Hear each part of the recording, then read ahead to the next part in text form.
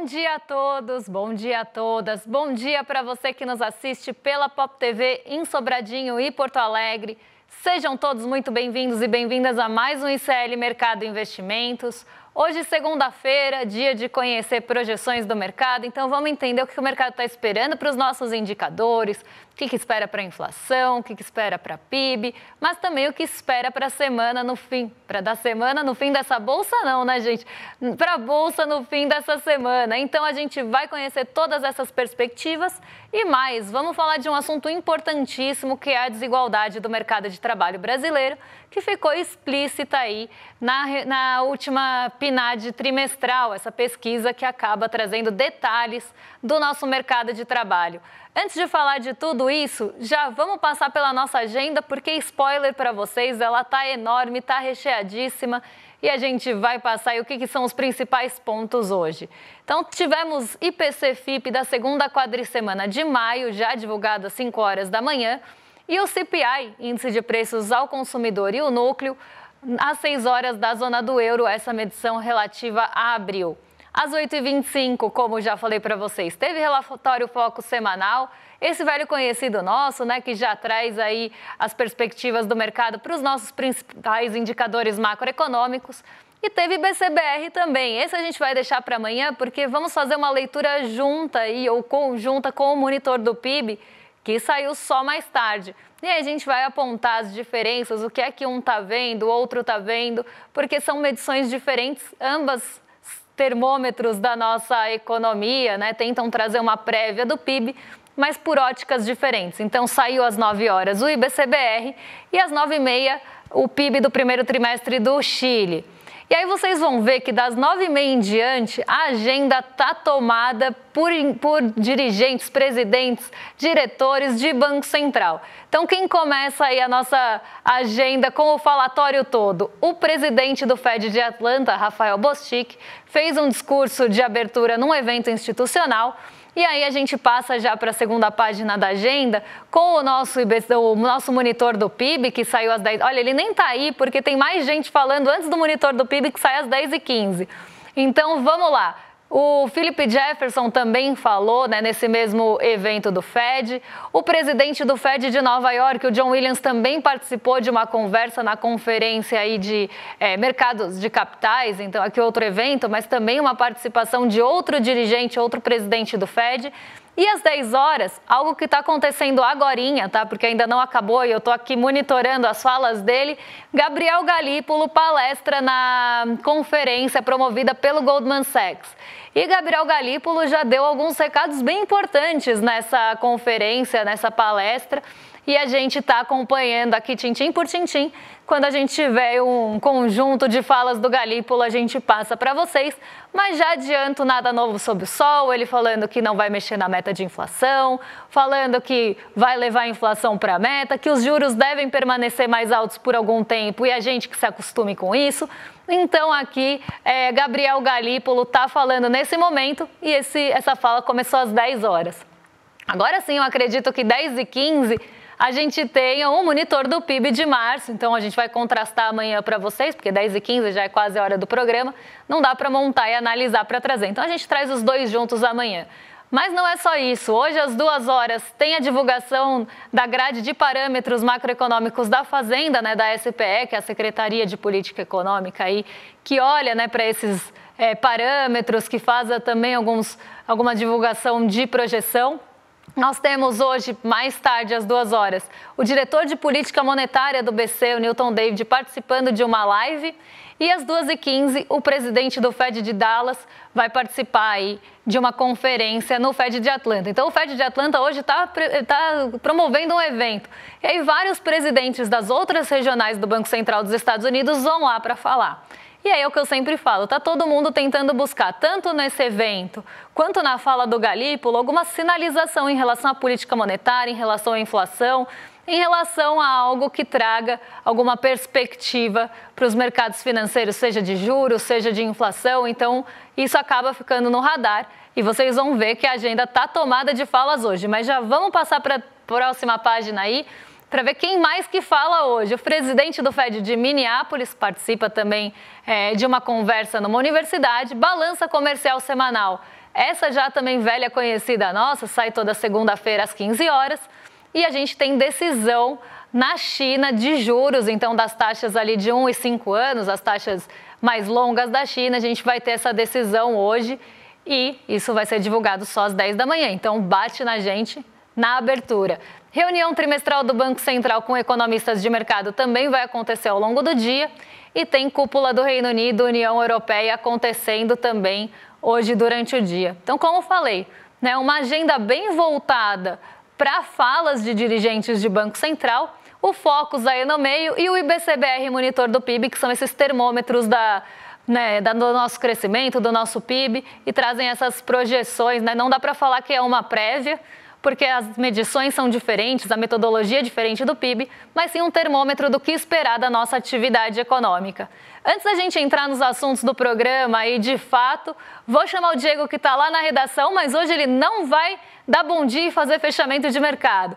A gente mudou um pouquinho da dinâmica por aqui. Bom dia, Diego, como é que você está? Bom dia, Débora. Bom dia para toda a nossa audiência. Hoje o fechamento ficou um pouquinho mais para baixo no nosso roteiro, mas antes de já puxar o gancho para o nosso primeiro assunto, queria dar alguns bons dias específicos aqui. Bom dia para a nossa telespectadora fiel, Maria Helena, diretamente de São Joaquim, na Serra Catarinense. Maria Helena, como é que está o clima aí hoje? Está congelante ou está gelado só? Bom dia para o Andrei Gobi, bom dia para Gladys Garcia, bom dia para o Dream Man, bom dia para o Bad Dog, que já veio com pergunta maliciosa, querendo saber como que ficam os ovos com essa história da gripe aviária. Bom dia para Neraci Miranda, bom dia para o nosso telespectador fiel, André Bolzan, diretamente de Diadema. Enfim, bom dia para todo mundo, prazer estar aqui com vocês. Débora, nós estamos semana passada devendo assunto para a nossa audiência. Ficou faltando a gente falar da PNAD trimestral. Sexta saiu a pesquisa bem completinha com dados de por cor e por gênero, isso tanto por renda quanto por mercado de trabalho.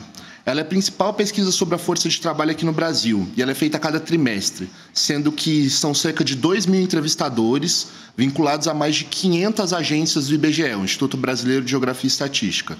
Eles visitam aproximadamente 211 mil domicílios. E toda essa coleta de dados abrange cerca de 3.500 municípios, espalhados pelas 27 unidades da federação, para você ver que é uma pesquisa bem séria, bem grande, né, e bem profissional. Agora, Débora, o que a gente consegue aprender dessa PNAD que saiu na sexta-feira passada? Olha, o que a gente consegue tirar de lição é que o Brasil ele continua muito desigual em relação ao mercado de trabalho, tanto quando a gente olha o recorte por cor, quanto quando a gente olha recorte por gênero. Então, não é de se espantar e não espanta ninguém, né, que a gente tenha diferenças salariais aqui no Brasil, mesmo quando a gente está falando de mesma função e menos salário, né? Então, pessoas que fazem a mesma função por uma questão de gênero ou de cor, elas têm salários diferentes. E isso é algo que precisa ser discutido aqui no Brasil, porque a nossa desigualdade ela é muito grande e a PNAD ela acaba trazendo, né, um holofote, ele joga a luz em cima disso para a gente ver como é que é essa diferença aqui no Brasil, não só na desocupação, mas também no rendimento, né, e subutilização. Em todos os aspectos, a gente tem essas diferenças de mercado de trabalho.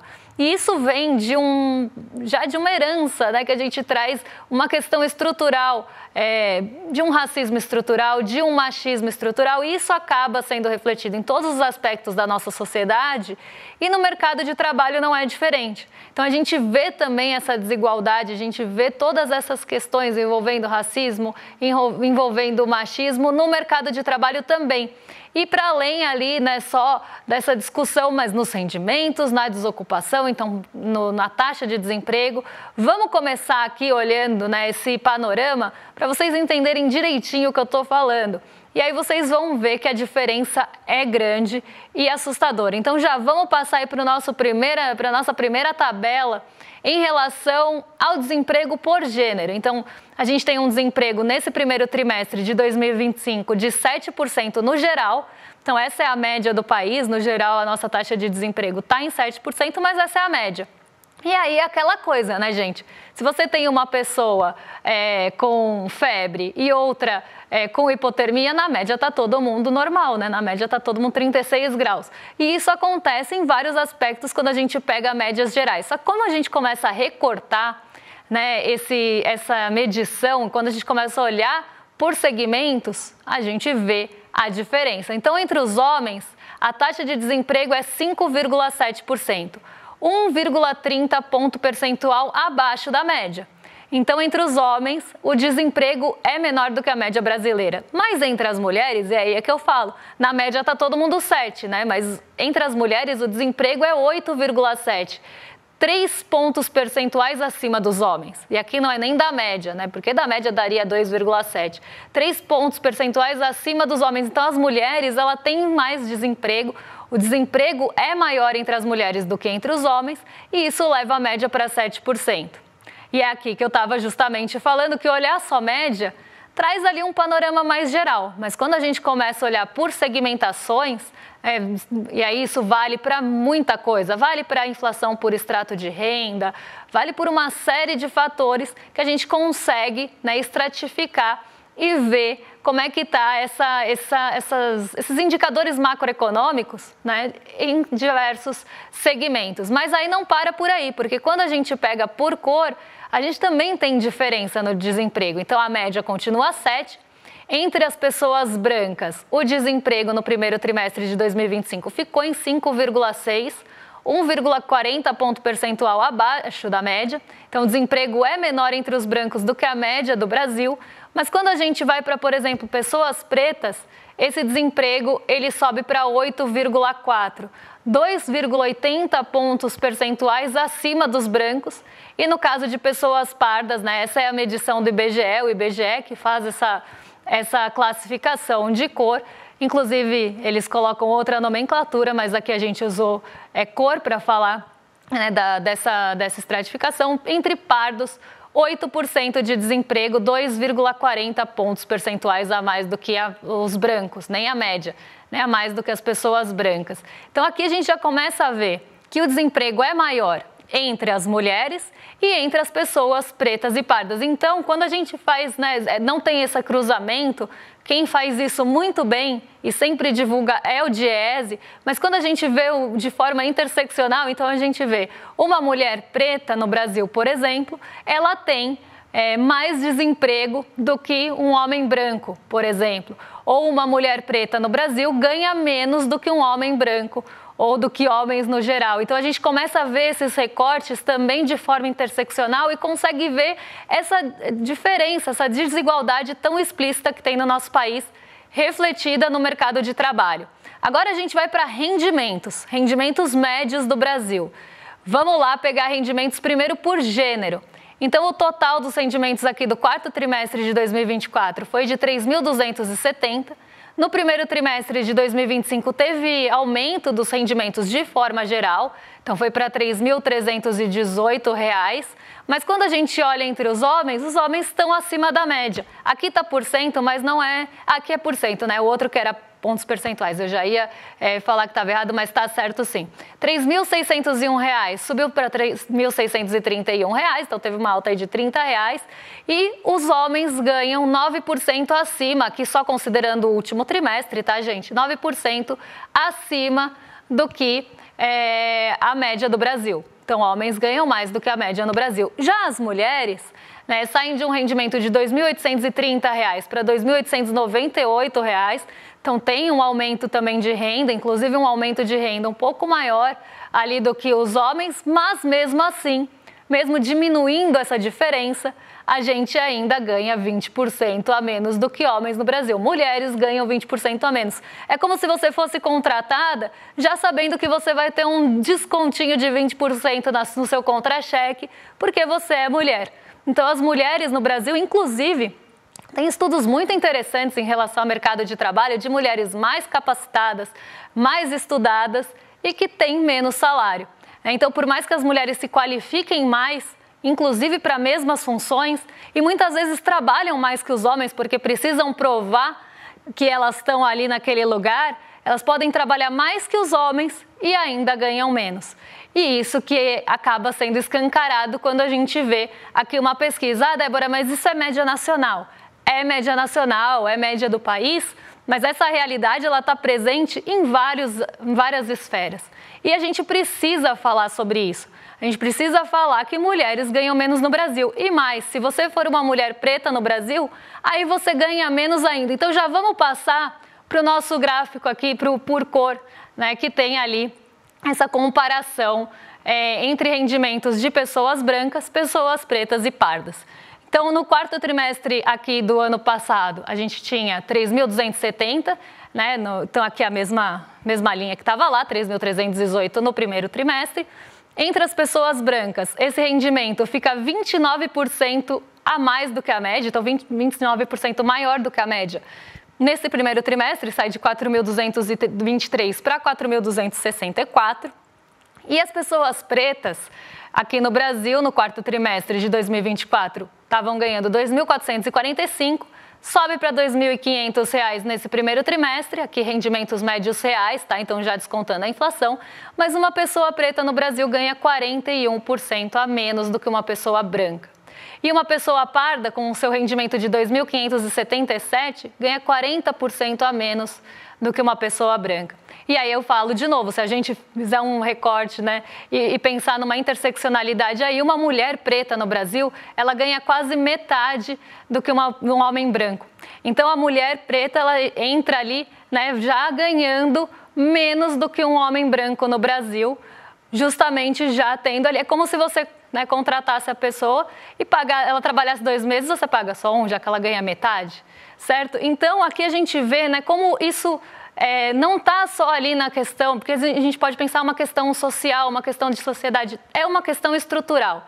E é uma questão estrutural, né, a gente pode falar de racismo, de machismo, dos dois juntos, é uma questão estrutural que acaba aparecendo em vários outros aspectos, inclusive nos aspectos aqui que a gente está falando socioeconômico do Instituto Brasileiro de Geografia e Estatística. Então, são dados estatísticos que mostram que, sim, essa é uma realidade do Brasil, uma realidade que precisa mudar urgente. Mas a quem importa, né? A quem favorece todo esse sistema? Né? E quem que vai lutar para mudar algo que quem está no poder ali, político e econômico, não tem muito interesse em mudar? Né? Mas aqui a gente continua vendo mês após mês, parece uma coisa cansativa, eu já gravei vídeo sobre isso, toda vez que saem dados do IBGE com estratificados, né, com mais análises, a gente traz para vocês, mas a gente sabe que é uma realidade, infelizmente, muito difícil de ser mudada, mas que a gente tem que lutar aqui todos os dias para que essa desigualdade, todas as outras, né, e todas essas questões estruturais comecem a ruir. Né? Em algum momento a gente tem que mudar isso, porque só traz atraso, só traz aí, inclusive, perdas econômicas, se a gente fosse levar só por esse lado. Mas não é só por esse lado que tem que ser levado. A gente tem que pensar que a nossa sociedade ela é desigual, ela tem questões estruturais gravíssimas e que estão longe aí de chegar ao fim, infelizmente. Vamos mudar agora de assunto, vamos voltar agora para o mercado financeiro, porque o Diego está lá na redação, agora sim, para contar para vocês como é que foi o fechamento de sexta. Então, Diego, conta para a gente como é que nossa bolsa e o mercado internacional sextaram na semana passada. Olha, Débora, pelo menos aqui no Brasil, a sexta-feira foi até de tristeza para nossa bolsa. Depois de uma oscilada bem forte no dia, o Ibovespa fechou a sexta-feira praticamente andando de lado, com uma leve queda de 0,11% aos 139.187,39 pontos. Um alívio tremendo, aliás, considerando que a bolsa chegou a recuar mais de 1% durante a tarde de sexta-feira. Antes andar de lado que um recuo desses, né, Débora? No acumulado da semana, a notícia já é boa. O índice subiu 1,96%, marcando a sexta valorização semanal consecutiva, algo que não acontecia desde o final de 2023. O dólar também teve um dia bem volátil, mas sextou fechando a R$ 5,67. Na verdade, é 5,669, só que eu aproximei para 5,67. Isso expressando um recuo de 0,19%. Já no acumulado semanal, o dólar encerrou a semana com uma valorização de 0,26%. Na seara corporativa, acho que vale mencionar os nossos pesos pesados. A Vale inverteu a queda e subiu 0,07%, mesmo com o recuo do minério de ferro no mercado internacional. Já as notícias da Petrobras foram de avanços apoiados principalmente na alta do petróleo no mercado internacional. Débora? Vamos lá, antes de chamar, né, o nosso termômetro da Bolsa, que vai trazer as perspectivas, né, as projeções para o fim da semana, vamos entender um pouquinho aí do que aconteceu na sexta-feira, porque sexta-feira foi um dia bem ruim aqui no Brasil para alguns bancos, né? O Banco do Brasil teve queda de mais de 12%, liderou ali os aspectos, as quedas, né, as ações negativas do nosso Ibovespa. Isso porque teve divulgação do resultado do Banco do Brasil na sexta e esses resultados, eles não agradaram. Na verdade, o resultado saiu no dia anterior, mas ele foi refletido ali na sexta-feira. Então, esses resultados não agradaram, teve aumento de inadimplência, teve queda no lucro e o Banco do Brasil nem deixou guidance, nem deixou a sinalização, porque eles vão rever isso por conta ali da inadimplência e das recuperações judiciais no agronegócio, e esse é um braço ali bem forte, ficou horrível isso, né? Mas é um braço ali do Banco do Brasil. O Banco do Brasil ele é conhecido por ter créditos para o agro, então a gente normalmente tem isso, né? A Caixa emite LCI. Por que a Caixa emite mais LCI? Porque a carteira de crédito da Caixa é mais voltada para o setor imobiliário. O Banco do Brasil, quando eu vou lá aplicar meu dinheiro, eu tenho muita LCA. E o que isso significa? Né, que a carteira de crédito do Banco do Brasil é muito voltada para o agronegócio. A gente tem esses conhecimentos, né, quando a gente vai aplicar, e a gente acaba sabendo que a carteira de crédito daquele banco é voltada para aquele segmento, para aquele setor. E o Banco do Brasil, ele tem uma carteira de crédito bem voltada para o agronegócio. E alguns desses créditos estão com uma alta taxa de inadimplência e devido aí à recuperação judicial. Então, as empresas estão pedindo recuperação judicial e isso trava o pagamento das dívidas. Um dia a gente pode explicar aqui como funciona a recuperação judicial para vocês, mas essas dívidas elas não vão ser pagas até que se estipule um plano para pagamento desses devedores na recuperação judicial. Então, se uma empresa entra em recuperação judicial, ela não paga nada a partir daquele momento, até sair um plano que reestruture o pagamento dessas dívidas e aí ela vai pagar conforme esse plano de recuperação judicial. É assim que funciona e por isso que o Banco do Brasil foi tão impactado pela recuperação judicial. Mas isso não foi suficiente para derrubar o Ibovespa, porque outros bancos acabaram ficando ali no positivo. Então, outros grandes bancos aqui, Itaú, Bradesco, acabaram levando o setor financeiro para cima, mesmo com a queda no Banco do Brasil. Mas é importante a gente falar isso, e quando a gente vai todos os resultados, já falei para vocês que a gente vai fazer uma análise aqui de todos eles, mas trazendo aí um pouquinho do que aconteceu e do que impactou bastante o mercado na sexta, não suficiente para levar para o negativo, porque a gente teve Petrobras no positivo, a Vale também não teve, né, um movimento tão forte, mas aqui o nosso Banco do Brasil caindo bastante por conta desse resultado que, claro, né, trazendo menos lucro e nem deixando sinalização para frente, acaba deixando os investidores receosos e eles vão vender, realizar o ganho e aí as ações vão entrando nessa espiral negativa. Agora a gente vai falar do termômetro da Bolsa, né, porque a gente está falando aqui de projeção, né, do que aconteceu na sexta, mas o que será que o mercado está esperando para sexta-feira que vem? Como o mercado acha que a Bolsa vai sextar na semana que vem? Então vamos descobrir juntos, porque o mercado continua otimista, mas com um otimismo um pouquinho menor do que estava na semana passada. Para quem lembra, a gente tinha um otimismo bem grande na semana passada, inclusive aquelas pessoas que acreditavam que o Ibovespa ia ficar em cima do muro, perto do 0 a 0, ou foram ali para o otimismo ou para o pessimismo. Nessa semana a gente volta para esse cenário um pouco mais de indecisão e cresce as pessoas pessimistas e diminui as pessoas otimistas com o Ibovespa. Então vamos colocar aí na tela para o pessoal de casa acompanhar. Na semana passada, 50% de quem respondeu à pesquisa, e quem responde essa pesquisa é o mercado, 50% do mercado financeiro, ou pelo menos do mercado financeiro respondente da pesquisa, acreditava que a Bolsa ia ficar no azul, que ia ficar positiva. 16,67% acreditava que a Bolsa ia ficar no 0 a 0 e 33,33% em queda no fim da semana. Bom, quem acertou, né, foi a maioria aí, a Bolsa subiu 1,96, sexta semana de alta consecutiva, Ibovespa em um bom momento aí de recuperação de fôlego, batendo máxima e conseguindo recuperar boa parte das perdas do ano passado, ou do fim do ano passado, para ser mais exato. Nessa semana o otimismo diminuiu um pouquinho aí, foi de 50% para 40%, 20% dos respondentes acredita que a Bolsa vai ficar orbitando 0 a 0, nem com perda nem com ganho, mas ali muito perto do zero, e 40% das pessoas acredita que a Bolsa vai cair. Então a gente diminui a parcela otimista com a Bolsa e aumenta a pessimista e a parte ali que acha que a Bolsa vai ficar no 0 a 0. E essa semana ela é importante.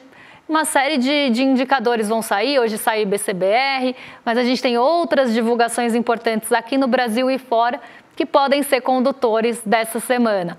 Mas o mercado acredita, na sua maioria, que a gente vai ter a 7ª alta consecutiva semanal aqui na nossa Bolsa, acreditando que ainda tem fôlego para o nosso Ibovespa subir, dependendo de como as notícias saírem. Vamos ver se o mercado vai continuar acertando, porque veio acertando, é até raro, né? Mas tirando as 2 primeiras semanas que tinha um pessimismo maior aí, a Bolsa subiu, depois disso o mercado passou a acertar as altas. Então vamos ver se continua acertando. Agora o que eu quero saber, Diego, é se o mercado como é que o mercado está em relação a focos? Será que o mercado também, né, não está revisando aí para tentar acertar um pouco mais? Porque normalmente focos só erra mesmo.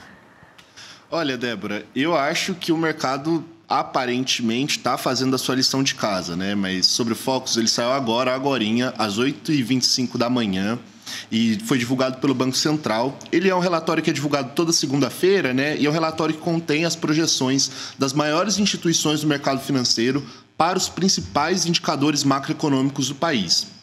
Dessa vez, as apostas dos analistas para a inflação e para o câmbio desse ano deram uma escorregada, ainda que bem de leve. Ao mesmo tempo, a projeção para o crescimento do PIB nesse ano subiu. Agora, a taxa de juros, essa continua paradinha, estacionada no exato mesmo lugar, sem nenhuma surpresa, sem emoção. O cenário está mudando aos poucos, com algumas sinalizações no radar, Débora. E a gente segue de olho porque é extremamente importante entender esses movimentos e entender o que o mercado financeiro está pensando e está projetando para a nossa economia. Agora, o que mais que a gente consegue extrair desse Focus dessa semana, Débora? Olha, parece, né, que é horóscopo, porque toda semana a gente lê o Focus e ele muda, né? Então parece horóscopo que, olha, o IPCA vai para 5,50, aí semana que vem já não é mais 5,50, já mudou. E até perguntaram aqui, o Focus está fora de Focus, né? O que está acontecendo? O mercado ele vem revisando para baixo a projeção do IPCA, e aqui eu acho muito ligado a essa queda, essa previsão, essa redução de previsão, muito ligada agora ao Galípolo se alinhando mais ao discurso do mercado financeiro. Então, já que agora tem um presidente do Banco Central mais alinhado aos interesses do mercado financeiro, eles conseguem começar a jogar essa projeção para baixo, já que só agora, não bastasse todos os acenos anteriores, eles veem um maior compromisso no combate inflacionário. Então, esse é um ponto. Mas a gente tem outras questões que devem vir aí. O último comunicado do Copom, né, do Banco Central, acabou mostrando que a gente deve ter uma inflação mais equilibrada nesse ano, então menos altas do que se esperava anteriormente, e isso acaba mexendo com todas as outras variáveis, menos com a Selic, porque o mercado já deu a bênção que 14,75 tá bom, então não precisa subir mais também. Então aqui a gente vê realmente esse aval do mercado financeiro em relação à condução da política monetária a partir de agora, já que a condução está bem alinhada com o que o próprio mercado espera. Eu acho que esse é um ponto importante. Claro que tem outros fatores envolvendo o dólar, que também teve uma nova redução aí na projeção, e dólar acaba também pressionando a inflação, não tão diretamente na mesma proporção, mas também influencia. E o PIB, por mais que a inflação vai cair, vai subir um pouquinho segundo a projeção do mercado, agora 2,02. Então, deixa de ser aquele motor da inflação que estava sendo pintado nos focos passados e agora pode subir um pouquinho sem pressionar a inflação. Mas a taxa de juros em 14,75 vai continuar restritiva. Agora eu vou dar um recado antes de passar aí para os meus amigos do rolê, porque hoje eu vim a caráter aí falar do quê? Do documentário do Malafaia, que vai estrear no dia 29 de maio, às 8 horas. O podcast já está um sucesso, está todo mundo assistindo o podcast e a gente vai ter agora o documentário também, que vai trazer mais bomba, como se não bastasse só o podcast trazendo uma bomba atrás da outra, o documentário vem aí com mais bombas para vocês. Então, para garantir o ingresso e assistir esse primeiro episódio, entra aqui em iclmercado.com.br e você já garante a sua vaga para assistir esse primeiro episódio, com aí também, né, a participação da Juliana Dalpiva e do Igor Melo, que estão conduzindo o podcast, toda essa investigação com maestria, e o Eduardo Moreira, que vai participar aí também mediando esse debate, junto com a estreia do documentário. Então, imperdível, gente. Para quem está gostando do podcast, para quem ainda não ouviu, vou puxar a orelha, tem que ouvir. E já aproveita para se inscrever aqui e assistir esse primeiro episódio no dia 29, às 8 horas. Agora sim, vou entregar para os meus vizinhos de cima, exatamente às 11h30. William De Luca e Guga Noblar vão ficar com vocês a partir de agora. E a gente volta amanhã para trazer mais. Acho que amanhã a gente não volta, mas a gente volta essa semana para trazer os principais assuntos que estão mexendo com a sua bolsa, com o seu bolso, com a nossa bolsa e com as nossas vidas. Um beijão e até lá, pessoal. Quando o assunto é a vida financeira do pastor Silas Malafaia, tem muita coisa que está mal explicada. Malafaia gosta de se apresentar como um líder religioso humilde e sem fortuna. Mas por trás do púlpito, ele se transformou em uma figura poderosa que até patrocina a extrema-direita no Brasil. Ele se descreve como um servo, mas até articula campanhas com seus milhões. Eu sou o Igor Melo, repórter do ICL Notícias, e durante mais de um ano eu investiguei, ao lado da Juliana Dalpiva, para descobrir como Silas Malafaia chegou nesse lugar de poder e dinheiro, para entender o que ele esconde e o que ele só revela quando interessa. No dia 29 de maio, uma quinta-feira, às 20 horas, você vai assistir o documentário Império Malafaia, uma denúncia inédita sobre o poder, a influência e o dinheiro do pastor. Toda a verdade sobre o patrimônio do Malafaia estará revelada no nosso documentário. Você sabe qual é a diferença entre informação e conhecimento? Uma informação é um fato dado sobre algo ou alguém. O conhecimento é a capacidade de interpretar e analisar criticamente uma informação.